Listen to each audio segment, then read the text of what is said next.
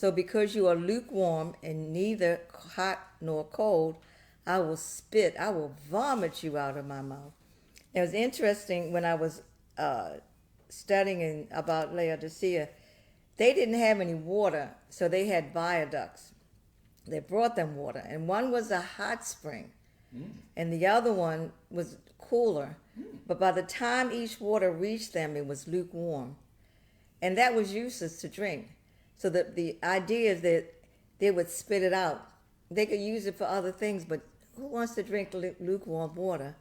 And that was a very good picture of how they were. They considered themselves, as it says in the word, I am rich. I have prospered and need nothing, not realizing that you are, and this is the God speaking, Jesus speaking to them, that you are wretched, pitiful, poor, blind, and naked. Because they're saying this about themselves. They're very self-righteous because they don't need anything. They don't need anyone. Actually, I read that at one point they had a earthquake, and the Romans actually asked them if they could help them. They said, no, we don't need anybody's help. So they were very self-righteous about who they were, and they brought that into their relationship with the Lord.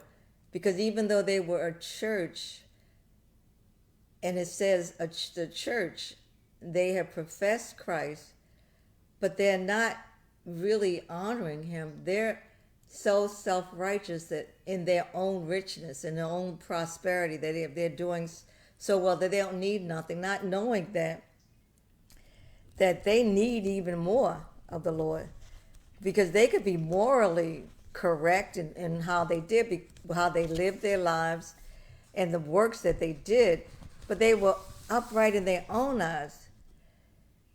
They're actually more self-righteous than a person who is without the Lord, because then they don't have that confidence in themselves. And if you know yourself well, and if you remember when you weren't in Christ, there was no self-righteousness other than I'm going to try this, I'm going to do this, and I may accomplish that.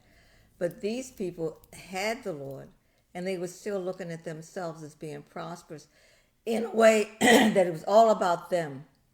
Then I would say most people aren't that confident without the Lord.